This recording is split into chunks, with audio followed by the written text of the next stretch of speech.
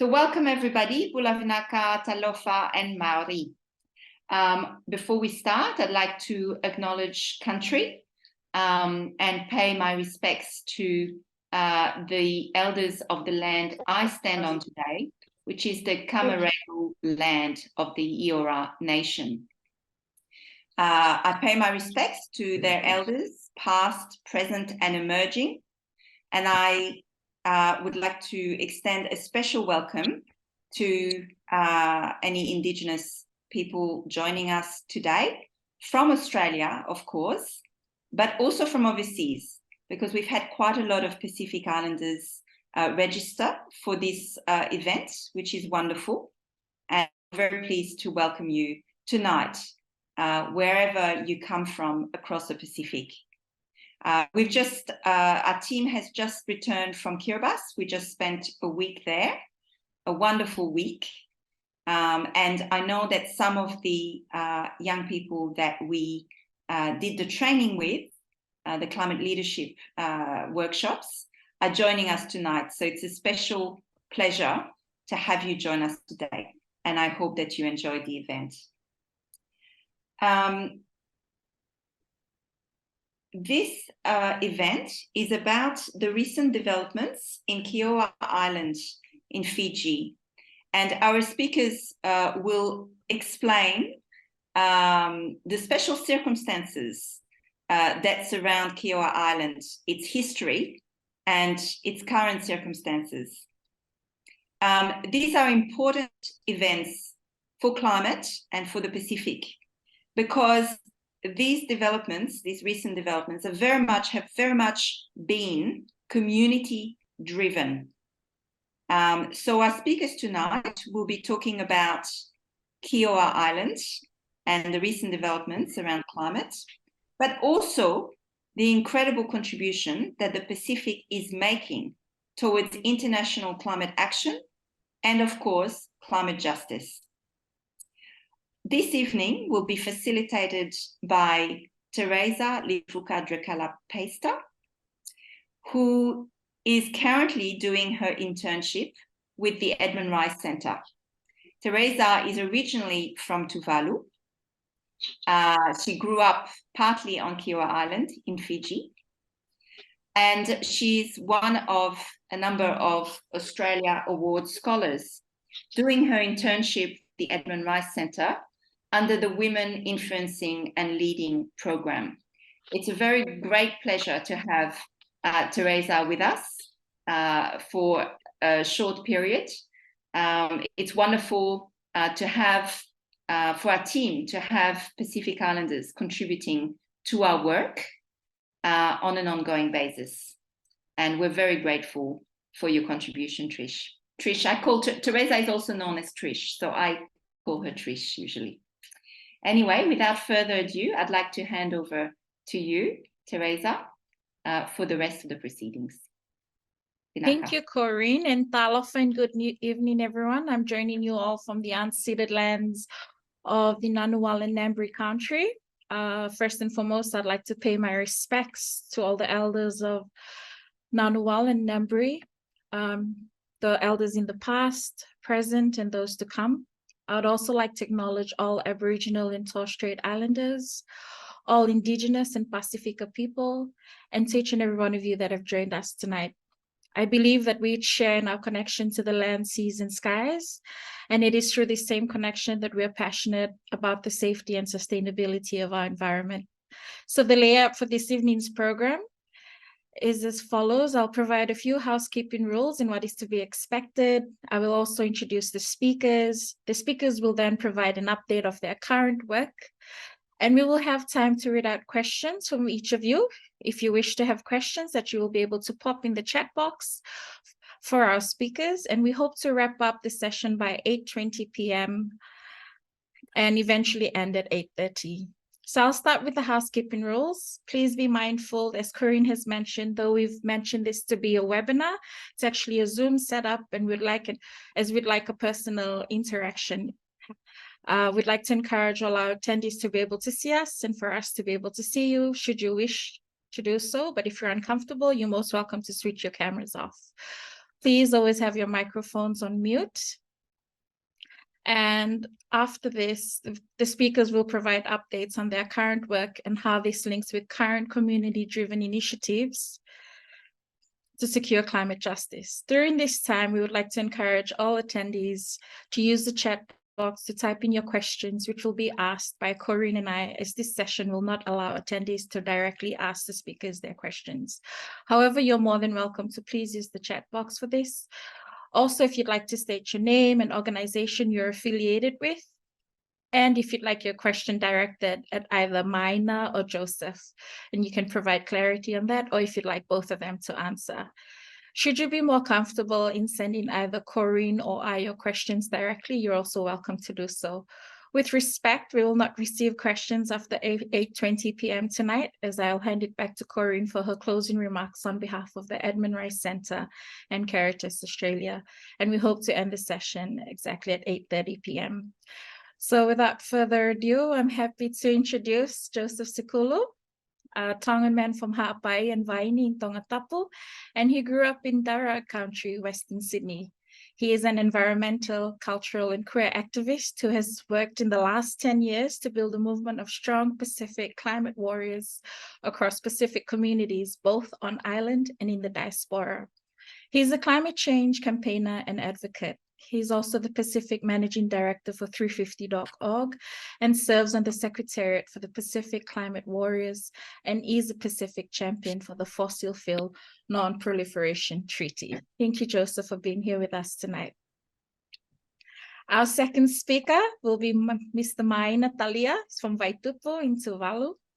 And since 2012, he has attended COP meetings as part of the Tuvalu delegation, organizing side events in 2015, 2017, 2019, and 2021. From 2017, he has been the Pacific representative to the International Indigenous Peoples Forum on Climate Change, IPFCC. He recently completed his doctoral studies at Charles Sturt University, focusing on the concept of good neighbors in the context of climate change and geopolitics. And I know he wouldn't want me to mention this, but he's actually graduating tomorrow, and I think that deserves a round of applause. So, as a climate activist for over 10 years, Mr. Talia speaks on topics such as climate change, oceans, sea level rise, seabed mining, migration, and traditional knowledge. Mr. Talia will continue to speak truth to power and hold the privileged accountable for their actions. So this discussion, we're hoping to explore and encourage conversations around Pacific-led initiatives, community-driven efforts to secure climate justice for the people of the Pacific. Among some of these was the recent Pacific Island Climate Action Network strategy meeting with their members in Fiji. Other meetings also were the Kioa Part 2 dialogue that we will also discuss. But before that, and before I hand it over to Maina and Joseph to summarize updates of their current work, I was hoping if they could also provide insights on the Port Vila call to action, demanding actions to phase out the use of coal, oil, and gas for fossil-free Pacific. So I'll start with you, Joseph. We know that your work strongly advocates for fossil fuel-free Pacific. What do you think our Pacific leaders need to do more in support of the Port Vila call? Thank you so much, Trish. I also just want to begin by echoing the acknowledgements that have been made.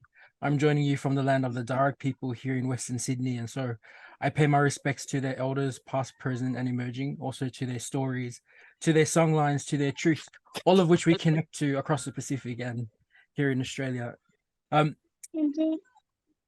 Question. Can you ask that again, sorry?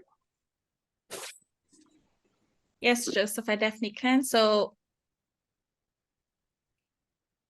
one moment, sorry. I think the question was around the Port Vila call. Yes. What do you think our Pacific leaders need to do more in support of the Port Vila call? Thank you. Maybe just to preface this, it's been a very long time since I've been on a webinar. Luckily for us, things have moved back to face-to-face meetings, so jumping back in front of my Zoom screen is a bit of a shift. But there is a lot of work there that needs to be done. And I guess first, more than ever, the one thing our leaders can do is, I guess, try and advocate as united as they can as possible. Because one thing we've seen over the last few months, with all of these regional dialogues, is that we know that countries like Australia and New Zealand and the US and France will come in and try to water down that text as much as possible. So the stronger our leaders can advocate, the more of a chance we have in order to be able to push those demands. And what's set in there is some really good things to ensure that not only are we pushing for a fossil-free Pacific, but we're creating a world that is better for all of us in its entirety. Because one thing we know is that there's a lot of work that needs to be done in order to keep us on a pathway to 1.5. And of course, in the Pacific, that's like an existential threat, is because it's going to happen today and now. But the shift and the transition of that is for the betterment of the entirety of humanity. And so we know that our leaders have been at the forefront of this leadership for a very long time. And if there is anything we could say to them, is to stand in their truth and to be able to advocate better, not better, I mean, stronger, and to be in that. I think it's not just up to our leaders to be able to strengthen the Port Vila Call.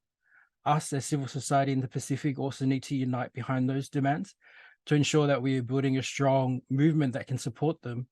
And I know there's a lot of work on our behalf that we need to do to be able to socialize those demands so that our communities understand it and also own it.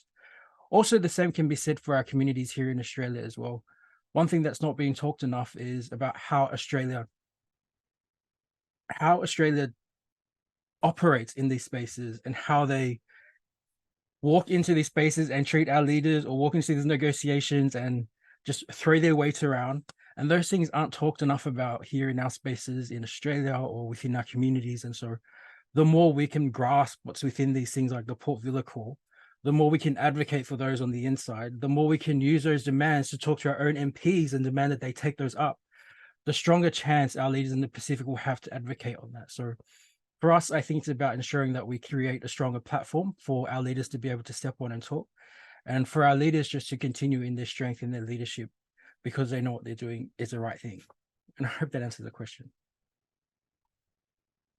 Thank you so much for that, Joseph. And just if you wouldn't mind, just for our viewers that are not aware of what the Port Vila Call is or when it started, if you could just provide a brief description about that. My goodness, now you're testing me. I should have prepared for this question before. Earlier this year, just after the twin cyclones that hit in Vanuatu, the Vanuatu government actually convened a meeting with some of our transport energy ministers. And there they came, and there the Port Vila Call to Action was born. It's a list of high demands from our governments, very ambitious demands around the phase out of fossil fuels, ensuring the transition of our energy systems, and also advocating for strong financial systems to ensure that we can not just phase out fossil fuels, but also transition. And so there are a lot of demands listed underneath those. One thing I can do in the meantime, because I'm not doing a great enough job explaining this, maybe Maina could, is share a link to the actual Port Vila Call to Action with you all. At the moment, it's going, what the hope is that it will be tabled at the Pacific Island Forum in November. And so in the lead up to that, it's being brought up in discussions within all of the other regional conversations, like the environmental ministers meeting that just happened last week, with the finance economic ministers that happened before that. It's going through rounds of consultations, ensuring that it can build more and more support within the different government offices, in the hope that by the time we get to the Pacific Island Forum, it'll be adopted by all of our leaders and become a strong position for our region. But I will put a link through into the chat with a bit more information on that, just so you can read up about it. Thank you very much, Joseph, for that. So Maina, now I will ask you, so what do you think would be the best approaches our communities, our NGOs, or anyone interested to best amplify a fossil-free Pacific? And how is this call also linked to the Kioa Kato Declaration? Well, first of all, thank you so very much to the organizer for this wonderful evening, and especially having all of us coming together to ensure that we discuss issues that are recording in progress. Issues that are pertinent for our Pacific. And yes, of course, I think it is very important for Pacific communities in Australia, New Zealand, to start talking about these issues, not just to the politicians, but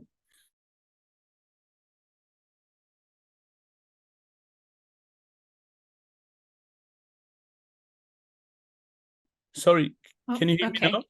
Can you hear me now? Okay. So I think it's about time that we Pacific communities here in Australia, New Zealand, and other part of the world, we should come together, with a strong voice on these issues that are pertinent for the survival of our people in the islands, that are not fortunate to be in this beautiful land of Australia and New Zealand. So, let alone the work that our Pacific politicians are doing, but I think I strongly recommend that Pacific communities in Australia should come up strong on the call to end fossil fuel in Australia and around the world. And yeah, I think the question was to connect the discussion around the fossil fuel with Kioa and Kato. So I think it's important that I talk about the Kioa. Why Kioa? I think that's the question behind all of this. Well, for the question that, what prompted you to push, I think this was one of the questions that Teresa sent it across, initiated to build up towards the launching of the Kioa climate emergency from last year, and also the Kato declaration this year, or the Kato finance mechanism this year. Kato is indigenous word, a Fijian word for basket. So it comes with the intention that whatever resources that we have, we need to put in the basket and redistribute it for the benefit of others, of those who really need the support. So it is not just about resources or about money, but it's also has a lot to do with the technology, the support that is needed by our communities in the Pacific. So I don't deserve any credits for the Kioa declaration last year, and even the Kato, because I'm always reminded that whatever we do in the Pacific, we do it for the sake of those who are in need. We do it communally and collectively. So the notion of I and me does not have any room in our society in the Pacific. It is about us. It is about our community, our people. Therefore, the Kioa declaration was a collective effort initiated during our UUSC partners meeting in Fiji last year with Joseph and few other colleagues who were there when the idea of having a Kioa declaration came up. So, but Kioa is a small island within Fiji that was bought by the community of Vaitupu in Tuvalu in 1946 and settled in 1947 by the people of Vaitupu. So despite the fact that they are in Fiji, but they still have a strong tie to the people of Vaitupu in Tuvalu. The language, the culture, and whatsoever they do in Kioa is a pure reflection of our traditional way of living. The language that they speak, the culture that they practice, is just purely a Tuvaluan way of doing things in the Fiji community. So for the Kioa declaration that was launched last year in Kioa and also taken to COP last year, this is the first ever declaration to come from a community, which break the traditional bureaucracies of crafting a declaration in a lovely and luxury hotel. All participants to the Kioa declaration has a taste of a family state, to experience the struggle and the pain of our communities that are going through. This is indeed connecting the climate discourse to the real life situation. It is a platform that was created to hear the stories of our peoples living in community. So as the Rambians or the people from Rambi who travel across from Rambi to Kioa to tell their stories. Even the people from Munitongoloa in Fiji who were resettled. So the initiative was basically to connect what we discuss at in different forums to the real life situation, because we believe that we cannot talk about the fate of other peoples in luxury hotels. We need to take the discussion to the community and get the community to be involved. Let them speak for themselves, and let us listen to their stories and take those stories across. And yeah, do I still have to respond, Trish? So, the Kioa Declaration is simply a community-driven process based on communities' experience in responding to various disasters that they have encountered in the past decades. We have youth representatives, church leaders, community leaders, academics were also present in Kioa. The call for climate action, including the call for loss and damage, as a standalone facility under the UNFCCC, and the establishment of before it was called the Kioa Finance Mechanism, which was clearly outlined in the Kioa Declaration, but we later changed it to the Kato to capture the whole Pacific, the call for and the need to have a finance mechanism, and also to easy access by Pacific communities to respond to the significant losses and damages caused by climate change and natural disaster. So it is very paramount that we bring the Kioa Declaration into this discussion, because it also, say for example, the Suva Declaration, I believe we're all aware of that. The Suva Declaration on Climate Change in 2015, I can see Jill and a few other colleagues that were there during the COP21 in Paris, when they start talking about the 1.5 degrees. This was the declaration that held our Pacific leaders together on the 1.5 degrees, was the Suva Declaration.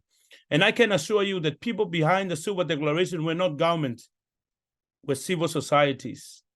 We have colleagues that were able to draft and work closely with the government of Fiji to ensure that our call for actions and what we want to be in the text is there, despite the a strong push back from our big brothers in the Pacific.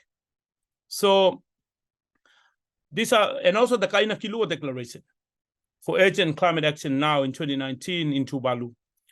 The two strongest collective regional government level statement on climate change. These are the two. And the road to Paris for our Pacific nation was clearly articulated through the Suva Declaration, a declaration that united our leaders on the push for Paris Agreement and the 1.5 target. This was followed by the adoption of the Kaina Kilua in Tuvalu. While this powerful declaration provides the foundations for Pacific leadership in the international negotiations, there is a need to ensure future declarations and agreements are grounded in the local realities of Pacific communities. I think this is very important. We cannot sit in office, we cannot sit in hotels and draft statements for people who are living in communities, and yet we haven't consulted them on these issues. So that's why the Kioa Declaration is important for all of us who were there. It was a collective effort by civil society around the Pacific to travel to Kioa and listen to their stories, the story of the people from Rambi. And then we have that ground. We ground our work in our people, in their stories. And that's how the Kioa Declaration came to being. And Joseph is the current chair for the Kato Pacific Climate Fund. And the good news is that after the Kioa Declaration, after the finance, the Kato Pacific funding discussion in Kioa, we were contacted by MFED from New Zealand, interested in the work that we do in the Pacific. But we are still waiting for Australia. Maybe they will come soon and put some money into the basket to the Kato. But the most important thing is the fact that, as my colleague Joseph mentioned, after the Kioa meeting, the Kato was discussed in few other meetings, few other regional meetings. Say, for example, the FEM meeting, the Forum Economic Ministers meeting that's how MFED got the news about the but we had some bilateral meeting back then, or even civil society do bilateral meetings. So myself and Joseph had few meetings with MFED in Germany and also in Samoa, in Apia, just to socialize and advocate for the Pacific, and especially on putting funds to the kato. I will let my colleague Joseph talk about the kato. I will stop here for now. Maina, and thank you so much for providing the audience with the history of the Climate Kato Declaration and the Climate Kato Finance Mechanism, and also providing other relevant declarations that have been undertaken by the Pacific as well in the build-up towards the Kioa Kato Declaration. And also you have mentioned that you wanted it to be community-driven, you wanted the voices from communities to be heard. So instead of the usual meets in hotels and things, you went straight and visited them and spent time with them at the communal level, which was a very different approach. And then you took it to the COP, which is very unique as well, as you've mentioned, and also Joseph had shed light on the perspective of that as well. And now, Joseph, I just wanted to ask you a question that you recently mentioned in a press release by Pacific Scoop. So Maina has mentioned the realities, that it was important to outline the realities of what these communities face. And also in a press release by Pacific Scoop, you highlighted, Joseph, that too many of our communities seem to be falling between the gaps when it comes to resources. We hear and we carry their frustrations. And I believe that what Maina was also mentioning is you wanted to also shed light on the frustrations of our communities. So the Kato Pacific Community Climate Fund was created as a finance mechanism that is simple, clear, and accessible to all. While global climate finance pledges are a victory for frontline communities, they mean nothing until they reach the people they're meant to serve. And I truly believe that, Joseph. So my question would be, how and when will this fund be implemented in the Pacific? Good question. I probably need a crystal ball to answer that one. But you're right, maybe just to give it a bit more context as well. Just to add on to what Maina was saying about ensuring that community stories were ingrained in the declaration. One thing that's important and that we know about policy is that it's a language game. And for us, it's important to ensure that the language that is embedded in these is a reflection of the people that we're supposed to serve. And while we're in Kioa discussing these stories and these declarations, we also had a conversation about what it means for us to be representing these voices and why we shouldn't just be taking these stories and amplifying them in a global space, but also using our resources and our privileges to serve our communities with their imminent and immediate needs. And so we had our discussion there, and that's where we decided that not only were we going to create a Kioa declaration, but we were also going to make a pledge to the communities that we serve, that we were going to try and create a finance mechanism that clears the pathways between the resources and the communities that need it, and that we would carry the burden of the things that they shouldn't be carrying, like reporting or like having to fill out a million different forms or having to go through all of these processes, because we know that's hard. We know that all of the finance mechanisms that are available now, some of them you need to be accredited to just to be able to apply for. Some of them you have to fill out a million forms, go through a million phone calls, and the communities we serve, they don't read these, or some of them don't have access to internet, or maybe English isn't their first language. And so it becomes an issue of equity and access and their inability to be able to get that. And when they're going through and living through the climate crisis and their priority is to adapt to their communities, accessing the resources they need to do that is difficult. And so that's where this was born out of. And when we met last year and decided we were going to make this pledge, we began the really big job of just being able to socialize this. One of the big conversations that's happening at the moment is that around the loss and damage fund, which was one last year. And Maina mentioned earlier that we began this conversation at a gathering for one of our partners, UUSC. And so what happened at COP was the Glasgow government said that they were going to commit 1 million euros to loss and damage, and we're going to find ways to quickly disseminate that to their communities. And so they did that through their partnerships. UUSC was one of those partnerships. and they pulled together all of us together to try and figure out how to get these out to our communities really quickly. And the hope there wasn't just to disperse the funds, but then to also trial out new ways of a loss and damage finance mechanism to try and model what it can actually look like if this process is done really easily with the community at forefront, with their thoughts at mind, and just getting the funds out to them quite quickly. And so that's the process we've been going through, trying to build what this model can look like about easy finance flows. And then Kato has come into that. One of the things we know is that if it's difficult for our governments to access finance, what's it going to be like for people on the ground? And so how do we now create a mechanism that is easily accessible, that uses what access we have as civil society to be able to tap into our partnerships, whether that be our networks, people like you, or through our philanthropic partners that we have, to be able to just pull whatever resource we have into a basket and then offer that to our communities in a way that is really simple, where some of the things I can do is just send us a photo or a video, call on the phone and say, this is what is needed, and then we will do the work to try and get those resources out. We met last month in Kioa, and it is very traditional on there. I am still trying to lose the weight that I gained while I was on island, because all you do there is eat. So I'm not sure how we managed to do any of the work. We did manage to go there, and we formed a secretariat, and we have a work plan going forward. I am the chair, but at the moment it's more like a plastic chair who's just trying to stay afloat, because I think one of the most difficult things in the Pacific isn't just resources for our communities, but resources for the people being able to do the work, whether they be for time or other those resources. And so we're just still trying to pull together our secretariat and find that together. We have a goal of being able to launch at this COP, to take it there and have conversations with some really key partners about funding that. And so things will develop quite quickly over these next 2 months. We are meeting again as a USC partnership in Lautoka, and most of our secretariat will be there. We will be able to have some further discussions around our plans leading up into COP. And then our hope is that we'll be able to operationalize and share this when we get to COP this year in Dubai.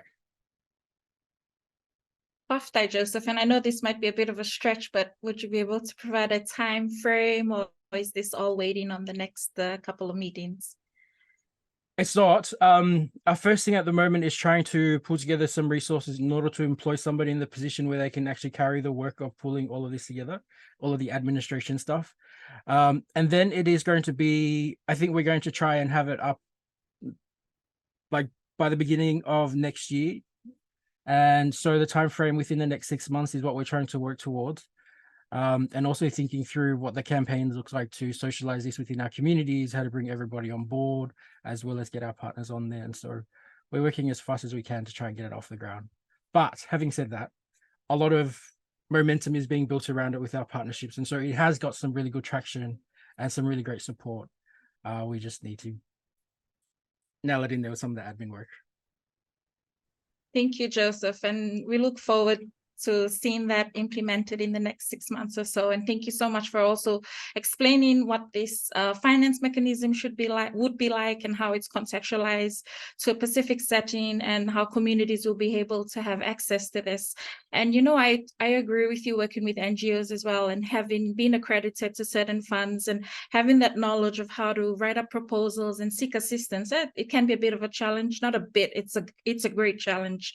And on that note, Maina, I wanted to ask, and while I'm asking Maina this question, I would also like to encourage our attendees, please feel free to pop your questions in the chat box, and we'd be happy to ask the speakers on your behalf. And, just encourage, this is your moment to ask them anything you'd like, anything you'd want to know.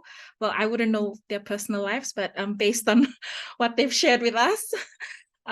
So on that note, I know that most donors have a very high criteria of reporting that is required and acquittals. So it is often difficult to monitor and evaluate funds and activities in the Oceania Pacific region because of these challenges that communities often face. So how will the Kato Finance Mechanism Fund ensure proper monitoring and evaluation of the funds given to our Pacific communities?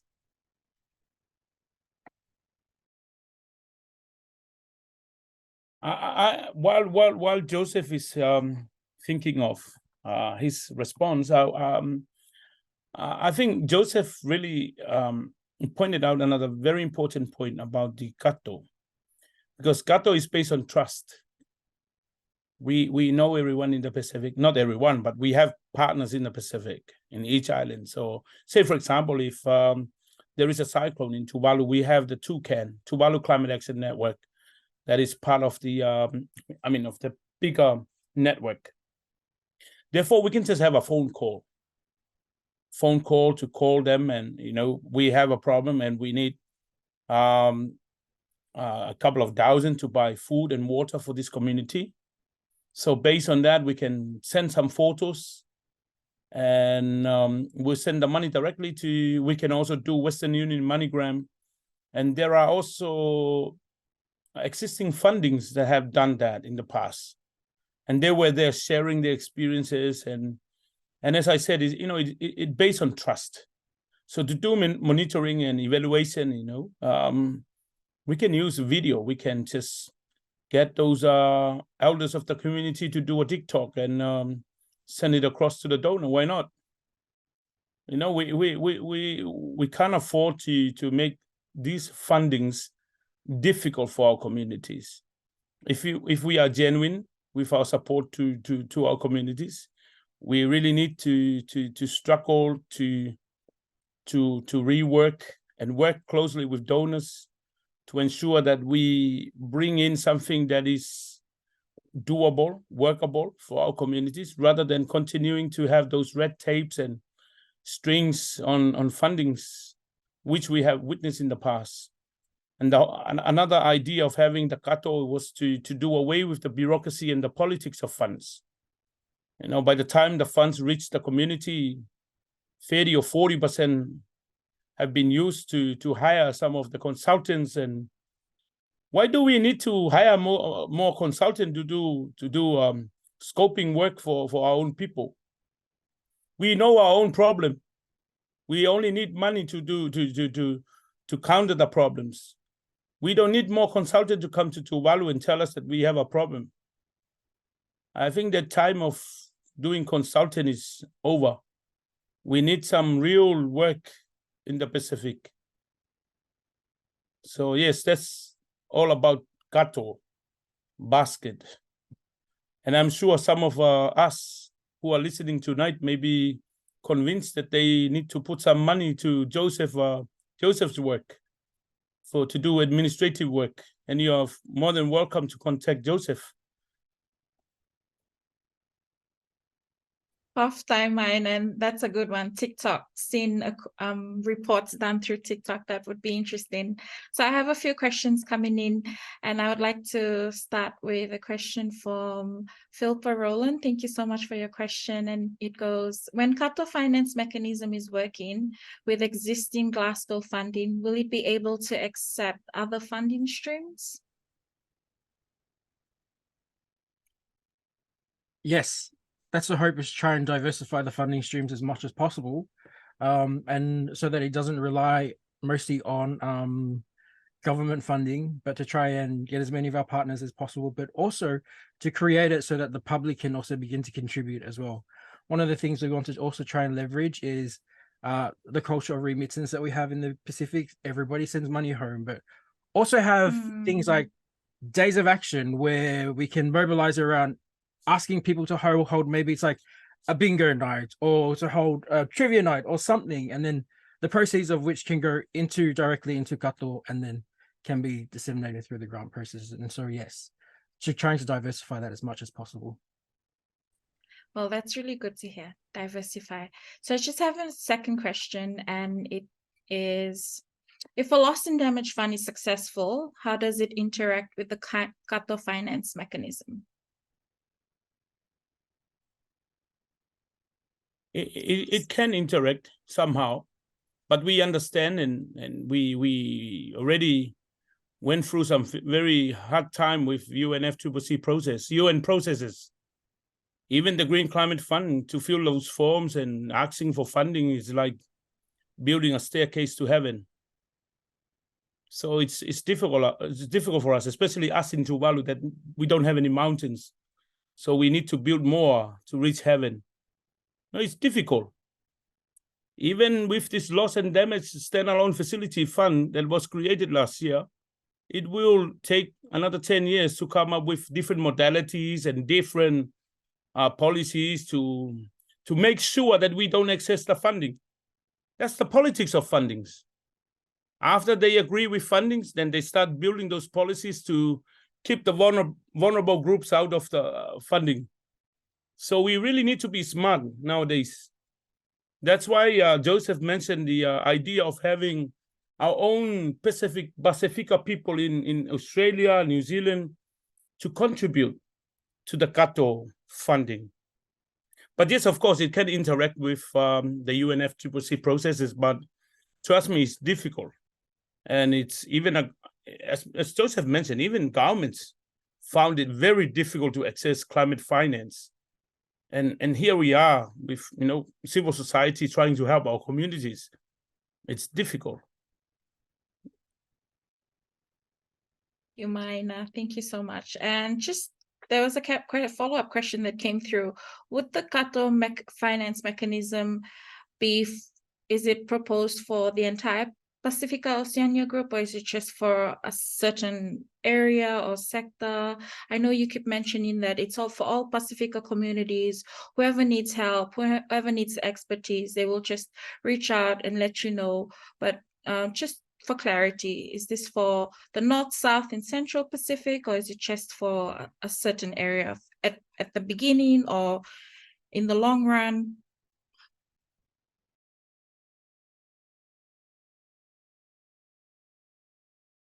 I was just trying to read through the question. Yes.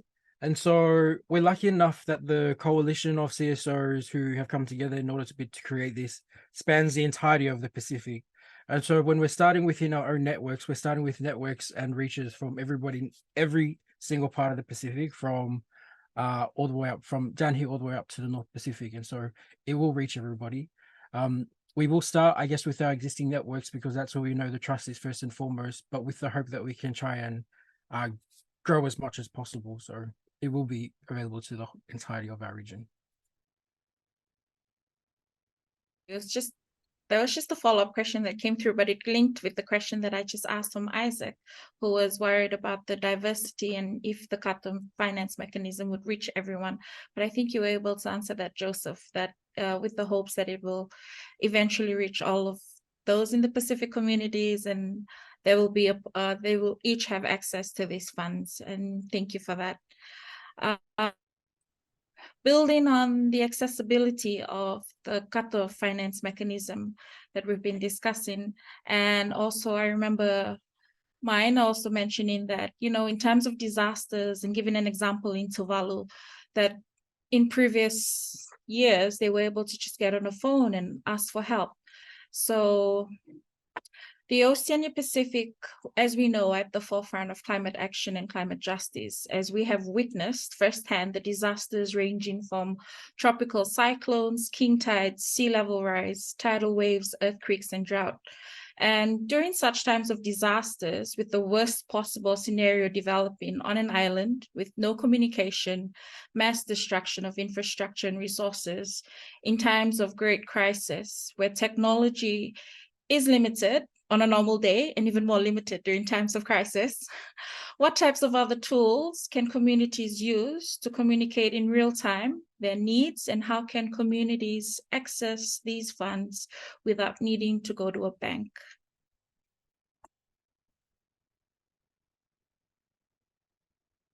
I will give you a classic example, Trish. In Tuvalu, we have a project with the Canadian Fund for Local Initiative, and I was part of that. And we were able to secure all about 9 HF radios for each island in Tuvalu. And we also install a technology called Pacta modem, in which you can use during disaster. In a place where there is no internet connection at all, you can connect the HF radio to the Pacta modem and then connect to internet.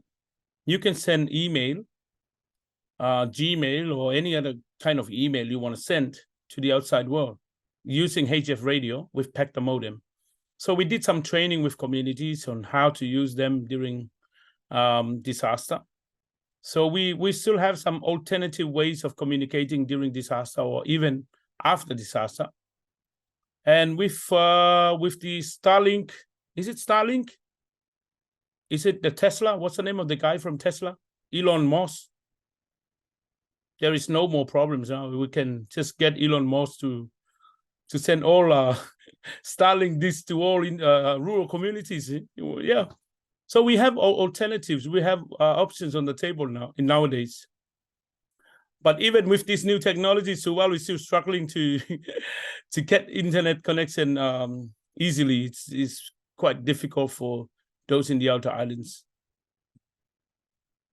Tough time, Maina, and thank you to all those that have shared questions with us for the speakers. We encourage you to continue to do so. And on that note, with what Maina shared with difficulties and challenges and how he thinks in his view that how communities will best approach this and how the climate finance mechanism will also assist us in times of disaster. And I was just wondering, Joseph, what are some of the projected risks associated with the establishment of the fund, and how you as the current president, would be able to handle this or have thought of handling this with your current team?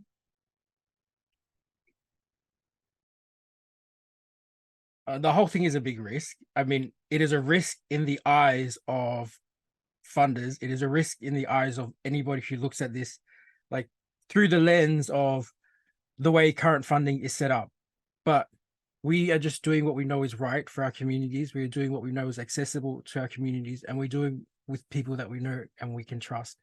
And so the hope is to work first and foremost with those that we are within like our immediate reach, and then to make sure that it works properly before we go and begin to expand. But it's one of these things that we have to trial as we go, and we know we won't get everything right at the first go. But we also know we won't get everything wrong, because the work that we want to do with Kato is already work that we are doing with our existing communities. I mean, people call us up now and let us know in the aftermath of disaster, if they need funds, we do whatever we can to ensure that we can get them. Another great example of something that Maina was talking about is that after the volcano and the tsunami had hit in Tonga, my auntie, who was working in the Australian High Commission, was the only one who had access to phone. So everybody was going towards her so they can call everybody out to let us know what funds they needed in order to help. And through the power of the coconut wireless, we were able to reach everybody who needed their funds, get them through Western Union, and just make sure everybody was taken care of in that immediate need. Now, that's not something that would have been looked at really properly if you went through any underfunding mechanism, because people would have thought of that as really high risk.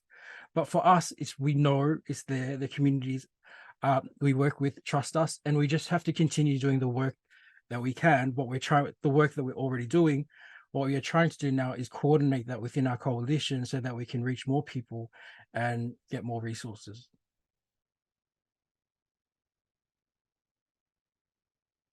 And it's also worth to note, Trish, is that there were also representatives from the Torres Strait Islands during our discussion. So we all went that far, not just the Northern Pacific, but also other vulnerable communities were represented in our dialogue. So I think it was a very profound moment for all of us who were there.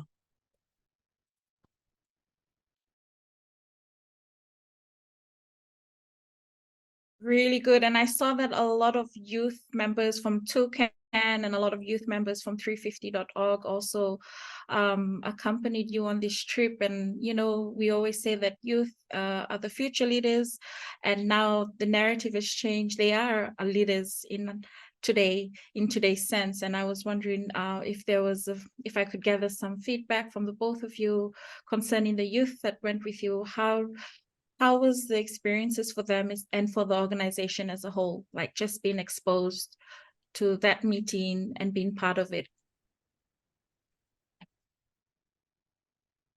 It took them a lot of courage. The first time we went to Kioa, there was a lot of anxiety around how they show up in a regional gathering like this, because a lot of them have not been into these spaces. And so the first time we went, we didn't stay on island, we stayed in Taviuni, and we had to debrief a lot with our young people because they just felt the burden of having to carry so much with them, but also to be in a space with such incredible people with so much information and so much knowledge who could just pour it out, and to be a young person sat in there and feel overwhelmed, like to try and piece it together and not know, was at sometimes overwhelming, but it was also really empowering for them to be in that space, to say that they can now have been a part of that process and to own that, and to say that it's possible for others to step into that has been really great. This next time we went around, we stayed on island because everybody was feeling great about it and had the most incredible time. And so it really is just about supporting people to get what they need in order to be able to show up and do their best. And we know if there's one thing is that our young people, if we just give them the chance to do it, they will show up. And so it was a great experience for them. Yep, and I believe that to be true. I enjoyed watching the live updates and short videos that they were sending through and posting on the 350.org social media platforms. And that was really encouraging to see them interacting with other youths on Kioa as well, and being part of such a regional meeting, an actual regional dialogue. And I wish that I was exposed to such things at that age as well. So thank you both, and thank you to your organizations as well, and the youth that you're both training and nurturing. On that note, I was going to ask Maina, just wrapping up questions with Kioa, with the Kioa Kato, would governments of the Oceania Pacific countries who have NGOs and community representatives involved in the establishment of this fund, would they be allowed or included as partners? Governments of the Pacific countries who have NGOs or community representatives involved in the establishment of the fund, would they be included or allowed as partners if they ever reached out? Yeah, Honorable Seve Bainiu, the climate change minister for Tuvalu and also the finance minister for Tuvalu, was also there in Kioa to officially open our dialogue. And he really challenged us to come up with something totally different, different from the existing funding mechanism. So, and we also had a very long dialogue with Seve regarding the funding mechanism that we are proposing. And I think the message from Seve is simple. In the Pacific is too small to have that kind of pull and push. We need to work together as a community of people, not a community of politicians. So either they want to join us or not. We are also encouraging all Pacific Oceanians government to support the Kato mechanism, because it's not for Joseph and Maina. It's for the community. It's for the people who are struggling to survive the climate crisis. So I think it's a justice issue that not just the governments of the Pacific, but also we are seeking support from industrialized countries to support Kato, and especially countries like Australia. There was a question here. I don't know whether I should respond or say something regarding the yes, please do. AUKUS. Yep. The Australia, UK, and US project. You know, it's just difficult to comprehend while we're discussing support for the Pacific, and yet our big brother and some other industrialized country coming up with this AUKUS project. You know, they are investing $368 billion in this project without any consultation with the Pacific people. They were so mad with the Solomon Islands for signing a security pact with China. And the whole argument was that they should have consulted them before signing the security pact. But now I'm challenging Australia to come and consult us before building their nuclear submarine that will operate in our oceans. It is so sad to see that, you know, Australia still playing the those bullying tactics in the Pacific. And now they are seeking support from us to support them in their proposal to host the Pacific COP in the next coming years. Why do we have to support Australia if Australia continue to open up their coal mines? And it's something that we should. I think we should stop that sexy talk when it comes to diplomacy. We need to move beyond diplomacy. We need some hard talk. We need some hard talk. Australia needs us more than ever before because of our geopolitical location. And if we have 3 or 4 more countries switch to China, trust me, it will be a very big problem for Australia. But I think they need to do some consultation with the Pacific when it comes to their nuclear. I will stop for now, otherwise they remove my visa to enter Australia. Unless Corinne give me a visa, a PR or something. Well said, Maina. Thank you. And I think that was also shared by some of our attendees in the comments section. And thank you so much for shedding light on that and how you felt, because that was actually going to be my next question. What were both of your thoughts around Australia hosting COP31? And now I have a brief idea of where you stand. Well, I've known for a while where you stand, Maina, but for you to openly tell and share this with the others is it's good to know. And I just wanted what were your thoughts around when you say Australia has to do more? And I know that this is always discussed by NGOs amongst ourselves in Pacific community settings. We are always enraged when we hear that the next coal mine has been allowed to be open. And, we share these thoughts. But Maina, I just wanted to ask if you'd be able to share what exactly is it that you want Australia to do? And don't worry about your visa, just hope that no one is listening in from Home Affairs. But if you would be able to share that with us, I think it would be really nice to hear that. And for other people in the room who share the same sentiments to feel encouraged and empowered that they're not the only ones with those thoughts. No, I think we have a culture in the Pacific that when we're confronted by others, we seem to talk nice to them. And then when they leave the room, we start talking about them. So I think we should have that courage to talk to Australia as a big brother. We should go beyond diplomacy. Diplomacy is all about sexy language. It's about, maintaining that relationship. But I think we should come up with all these geopolitical issues and discuss with Australia. And it's important that we have the support from Australia in our fight for climate justice. In COP, what's COP now? COP 28? COP 26 in Glasgow. When Australia committed a couple of millions for the Pacific, then they included Asia Pacific. So when Asia Pacific was included, when Asia was included into that funding modality, we know for sure it will be difficult for us in the Pacific to access more funding. So, and basically it's just repackaging of funding. So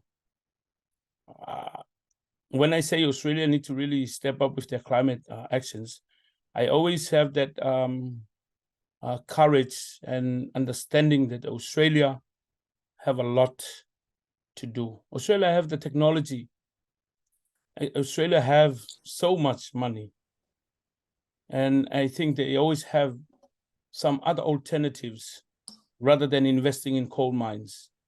And they should lead in all these climate narratives.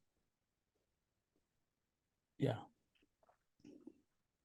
Thank you. And we also are receiving comments in support of your sentiments, where Australia needs to start signing the Fossil Fuel Non-Proliferation Treaty. And we agree with you both. And thank you for sharing that with us.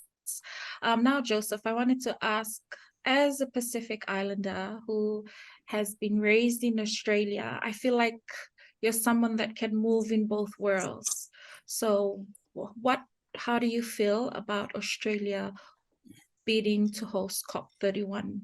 would you see this as an advantage? And if yes, how would it be an advantage for the Pacific? Like, what would you think this would be like for both the Pacific and Australia? I say bring it. I say bring it, and I will do everything I can between now and then in order to build a movement that can meet them. Because if Australia is successful with their bid to COP, that's their commitment to host COP. Between now and then, we have ample time in order to ensure our communities have everything they need in order to show up. And there's also an election before then too. And so it gives us all the leverage we need as organizers working within Australia to mobilize our people to be able to pressure our governments to set an agenda that is going to give the world what it needs in order and for climate. And so for me, my experiences around COP have always been mostly on the outside. I'm a campaigner out there mobilizing people, the rallies, getting everybody out there, all of the actions. That's where my experience is, and it's also here. And I know that plays a really key role when it comes to these negotiations. If COP comes to Australia, then it means our people have better chance at getting here because it's going to cost them less. They have less far to travel. I mean, we still need to work out how people can gain access via their visas, but it means that our Pacific can come to a place where they can be welcomed by Pacific communities and also have the support of a climate movement that we hopefully is strong enough at that point in order to be able to hold Australia accountable. I think we need to do more as Australian communities to hold our leaders to account, to walk up to our MPs and tell them exactly what we want and that our demands align with those coming from the Pacific. And so whilst we have a lot of conversations what we can do at an organizational level, it's up to us. We should be walking into these offices with the Pacific, with the Port Vila Core in hand, saying, this is what we want you to do. If it's the fossil fuel treaty we want our governments to sign, we should be walking ourselves into our MPs' doors and saying, you need to sign this. And we need to do, there's a lot of work that needs to be done in order to be able to build people's understanding and capacity to be able to do that. And so as organizers, we have a lot of work. But if we know that COP is coming, then that gives us ample time to be able to do that. And so for me, bringing the biggest platform on climate to Australia, where we can show the world just how shit Australia is on everything, is probably the best way to get Australia to actually change and do something.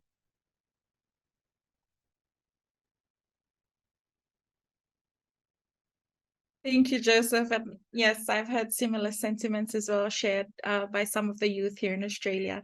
And now we hear from the Roberts that have placed the comment, and thanking you both for mentioning Rumby and their struggle, and about how now there seems to be exploration on Banapa and Kiribati, and the Australian companies are trying to phosphate, are looking at the remaining phosphate to mine.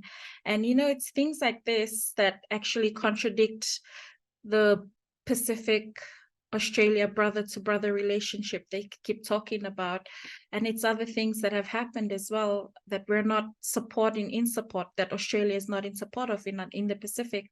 And I would just like to ask both of you, as part of your work, working towards establishing the fund and also working out ways in how communities can have access to these funds all around the Pacific, I would just like to shed light on also the Northern Pacific and how they're faced with trying to demilitarize. And I know that's a totally another bigger country, but what are your thoughts on trying to assist our other brothers and sisters in the Northern Pacific and the challenges that they're also facing in terms of the impacts of climate change and also them advocating for demilitarization of the US? Yeah, it's not just the North. Also here, when we talk about Indonesia and West Papua and their connection to Australia.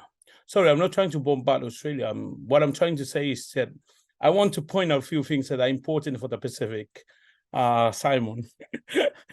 I'm not trying to, yeah, yes, because the case of demilitarization, that's for the northern US territories. But for us in the Pacific, there are more than 4,000 people migrating from New Zealand to Australia every week. Every week, more than 4,000 New Zealanders are coming to Australia but still supporting the All Blacks. So my point is that there are quite a lot of people from Tuvalu, let alone Fiji, Tonga, Samoa, with a big population. But for us, with only 10,000 people, from January up to now, it's over 1,000 youth being recruited to this labor mobility scheme, to these seasonal workers activities in New Zealand and Australia. So it is a real problem, bigger than demilitarization for us in Tuvalu. We are looking for laborers now. While New Zealand are migrating to Australia because of the good pay, we are being recolonized by New Zealanders and Australia through this scheme as part of their modern day slavery activity. It is unacceptable because all the terms and conditions are dictated by those who recruit our people, not us. So it's bigger than climate change now, I would say. It's another emerging issue that we should also look into it seriously. It's not just about the climate crisis and the rising sea, but it's our people who are leaving the island now. And they, I don't know how this going to unfold, especially for Tuvalu, with a very small population. This is difficult for us to comprehend. But the biggest question is this an opportunity for our people, or is it the failure of our own government to create opportunities for our young ones? Thank you, Maina. And now I just have a question from Sikulu. I hope I pronounced that well. Sorry if I butchered your name. Okay, great. So you have a lot of organizations that you work with. So her key asks were, what do they need to take back to their organization, like to inform their organization?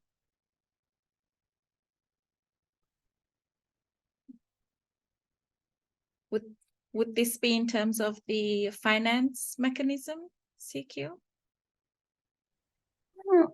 I'm not too sure. It's just whatever key asks that, we need to feed up back into, our organizations.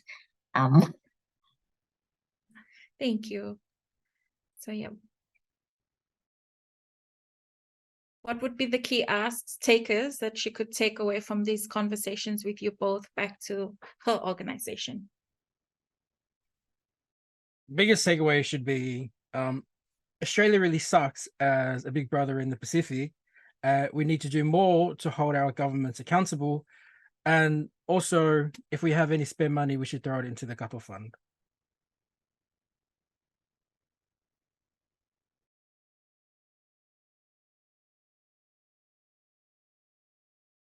Thank you so much. And thank you so much to everyone that has been listening in and who took the time out to join us. And thank you so much to our speakers. Thank you for the lovely comments in the chat section and all the opinions that you've raised and sharing in the sentiments of our speakers as well. Before I hand it over to Corinne, I'd just like to ask Joseph and Maina one more time if there's anything that I have not mentioned or anything else that you would like to raise. Now is the time, and I just give you both this moment and messages to reiterate or leave with our attendees. I would give you this moment to do that. Thank you so much, Tris, for moderating the session. And I just want to take this opportunity to extend my personal acknowledgement to PCP, the Pacific Calling Partnership, which is a very long traditional partner that we have been working closely ever since Jill's time. And I believe it's over 10 years now. The Pacific Calling Partnership have worked closely with the Pacific Calling, the Pacific Island CAN, and especially with Kiri CAN and TUCAN. So I want to acknowledge their support on issues that are very important for our Pacific, including climate justice. So the climate justice work that have been done in the Pacific, and also the training that have supported our young generation in the Pacific, I give credit for them for all the work that they have done. So I think that the great takeaway for other organizations is to continue to support not just the Pacific Calling Partnership, but all other organizations that are also in support of the Pacific, and especially the call for action on the Vanuatu, and also with the support on Kato and the Kioa Declaration. Thank you so very much for the opportunity. Paftai Maina. Joseph, any last words or bold statements? No bold statements from me. I think Maina wrapped it up perfectly. Okay. Faftai Lassi, once again to the both of you and to all the attendees that took the time out to avail themselves to attend tonight, and even those that were not able to be here with us tonight, but they registered. Thank you so much for even registering. Showed us some form of support, moral support, and that was really great. And thank you very much, everyone. And I'll hand it back over to Corinne. Thank you very much, Trish, and thank you for a really interesting conversation. And I want to also express my thanks to Joseph and Maina for their incredible leadership. I think we can all agree that what you bring to this fight is just so valuable, and this conversation was so stimulating and interesting the whole time. So thank you very much for making the time to share some of your thoughts and some of your activities with us. Some of the things that I take away is that for me, the conversation in the last few years has really moved to climate impacts are well and truly here in the Pacific, and our communities need immediate help to deal with what is already happening. So there's an incredible frustration about communities not getting the resources that they need to manage the impacts as best they can and to adapt to those impacts. So there's a real sense of urgency in ensuring that grassroots communities can access that help as quickly as possible, and in a way that is simple and that is easily accessed by people on the ground. At the same time, what I'm noticing is this incredible resilience across the Pacific, and that's evident in the Kioa Emergency Declaration. And in this very innovative, creative Kato Climate Fund, which is entirely community-driven. I mean, it's incredible. It's quite incredible that initiative. And what's also coming across is the importance of relationships to the Pacific, and that sense of unity, of working together, which I really believe that we can learn from in Australia, because ultimately it is about relationships, and that sense that we can have a fund where the funders actually know that there's a relationship, there's relationships there the relationships of trust that they can rely on.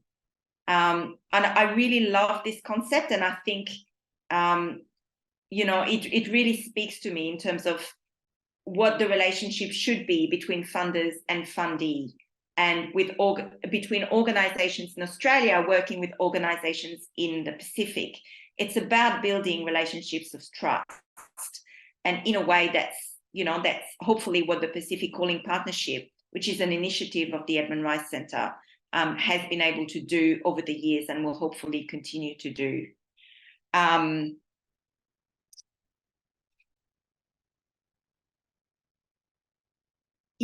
So that I hope I've done justice to some of the themes that have come through in this session. Before we finish, I'd like to acknowledge Alapi Latukefu, a director who joined us a little bit late, but who's here all the same. Alapi, I don't know if you want to switch your camera on and just say a quick hi before we finish. He may just be listening. we've just come back from Kiribati, and he's about to leave to New York in a couple of days again. So maybe taking it easy. And I also want to acknowledge Jill Finney. Jill, do you want to wave? She'll hate me for that. But Jill is actually the founder of the Pacific Calling Partnership. And, you know, I've been in the position for almost 5 years, but Jill is still involved and has played such a key role. So, you know, just acknowledging your work as well, Jill. And lastly, least but not last, Caritas Australia. I want to acknowledge them. They're co-hosting this webinar, and they're also a major supporter of the work in Kioa, have been and continue to be. So thank you very much, Caritas, for your support. There's Alopi on camera. Do you want to say a couple of words before we wrap up? Yes, hi everyone. Sorry, I was struggling on my phone to get it to turn on the camera. It's a bit dark in here as well. So my daughter's just about to turn on the light. So thank you everyone. And can I say, Teresa, wonderful hosting along with Corinne. It's wonderful to have Teresa as an intern with us at the moment. She is part of the prestigious Australia Awards program, and we're very, very lucky to have her interning with us. And I hope she's the first of many who will come through and be part of the Edmund Rice team for the brief period we have them, but where we have such talent. I mean, tonight was an example of that talent in a new area that I was surprised, because she does everything so well, but she's obviously got a career in television as well, if she wants it. Can I thank everyone who also attended tonight? We have a lot, obviously, that is going on at the moment in the climate and Pacific space, and it's so great to see such an interest in the areas. And finally, can I thank Joseph and Maina for bringing their wisdom, their passion, and their engagement to this discussion tonight. It's been wonderful to hear from you all. Thanks, everyone. I'll sign off here. Thank you very much, everybody. Thanks for coming.